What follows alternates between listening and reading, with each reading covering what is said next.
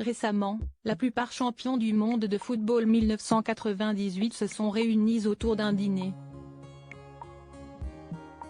Un événement immortalisé par le biais d'une photo où quelques anciens joueurs brillent par leur absence. Explication. Ils figurent parmi ceux qui ont marqué l'histoire du football en France, pour la première fois. Le 12 juillet 1998, l'équipe de France de football affronte celle du Brésil en finale de la Coupe du Monde, organisée au Stade de France, à Saint-Denis. Pendant 27 minutes, les Bleus tentent de se frayer un chemin pour marquer leur premier but. C'est finalement Zinedine Zidane qui ouvre le score et parvient à déstabiliser l'équipe de Ronaldo. S'ensuivent deux autres buts, un nouveau de Zizou suivi par celui d'Emmanuel Petit.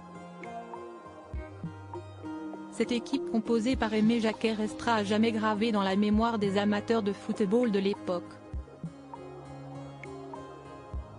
Plus de 25 ans plus tard, la plupart d'entre eux sont toujours unis par un lien fort. Dernièrement, certains se sont réunis afin de partager un dîner et raviver les bons souvenirs.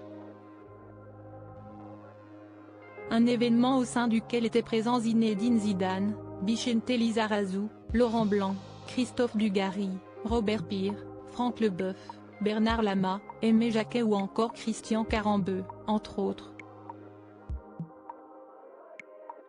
Néanmoins, trois ex-joueurs brillent par leur absence sur la photo souvenir publiée sur les réseaux sociaux.